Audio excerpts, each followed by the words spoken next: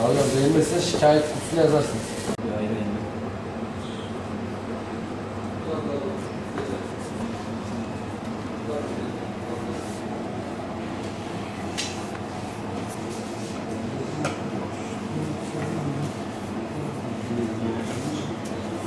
Ha hadi şu bulmamız dalga mı edelim?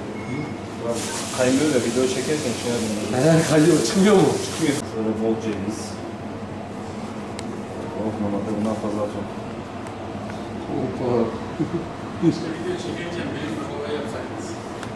Seninkini yapacağım öyle olsun.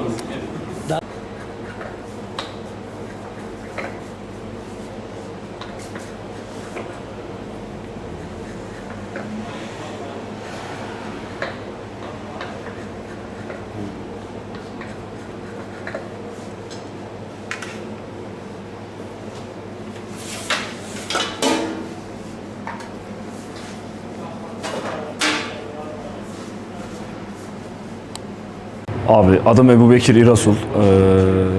15-16 senedir bu işi yapıyorum.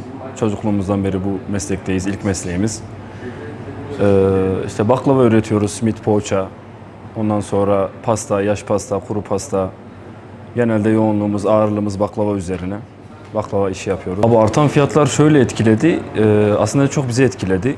Yani ceviz fıstığa gelen zamlar, ondan sonra tereyağınadır, normal yağlaradır falan gelen zamlar bizim baklavaya mecbur koymamız gerekiyor bu fiyatları. Bu da müşteriyi ister istemez etkiledi yani. Tabii ki de var. Şöyle var. Biz artırınca mecbur onların da hani böyle biraz daha düşük maliyetli şeyleri almaları gerekiyor, böyle baklavaları, tatlıları. Şöyle bizi de etkiledi tabii, onları da etkiledi. Abi işte eski bayramlarda böyle insanlar genelde fıstıklı ürünler tercih ederken artan maliyetlerden dolayı biraz daha cevizli, düşük maliyetli böyle tulumba tarzı o tarz şeylere yönelmeye başladılar. Siparişler var, evet sipariş var ama şöyle var, geçen senelere göre biraz daha düşük. Yani önceki bayramları hatırlıyorum mesela, biraz daha işlerimiz gayet iyiydi, yüksekti. Ama şu an işte artan maliyetlerden dolayı çok fazla olmayabiliyor. Selamünaleyküm. Ben Yusuf Günel. 11 yıldır bu sektördeyiz. Baklava, tulumba, şerbetli tatlılar. Bu işleri yapıyoruz. Kadayıf, halka tatlısı. Bunların ayrıntıları fazla. Abi artan maliyetler başlıca ham madde. Onun haricinde tabii vergiler, algılar onlar da farklı. Ham madde olarak bakarsak ceviz, fıstık, yağ, şeker, un. Önceki yıllarda hani biz 11 yıldır bu işteyiz. Bu kadar zam oranı yoktu. Artık haftadan haftaya, aydan aya fiyatlar değişiyor. Yani geçen hafta aldığımız şekeri bu hafta aynı fiyata alamıyoruz. Geçen hafta aldığımız fıstığı bu hafta aynı fiyata alamıyoruz. Onun dışında bu maliye vergileri daha öncesinde bu kadar fazla değildi. Maliye artık sürekli esnafların tepesinde ve her zaman işte belli bir sınır koyup ona göre, yani maliye size belli bir sınır koyup ona göre bu kadar vergi vermek zorundasınız.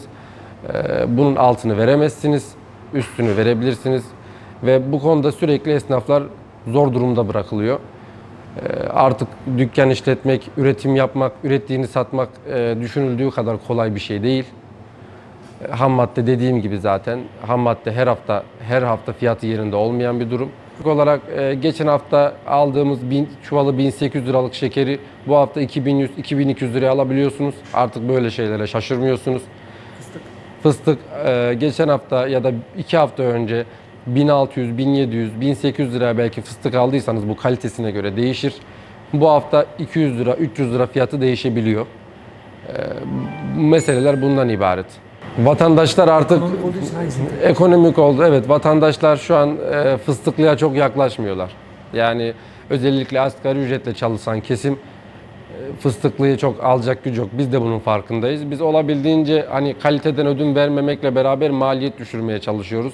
Hani çok kalkıp da 2000 liraya fıstıklı baklava satmıyoruz. Bunu olabildiğince düşük tutmaya çalışıyoruz. Ama vatandaş 1500 liraya da 1500'e de 1000 liraya da olsa fıstıklı alamıyor.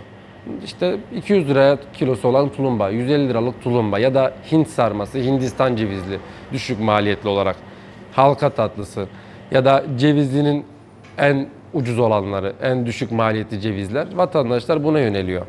Fıstıklıyla arası çok yok vatandaşın.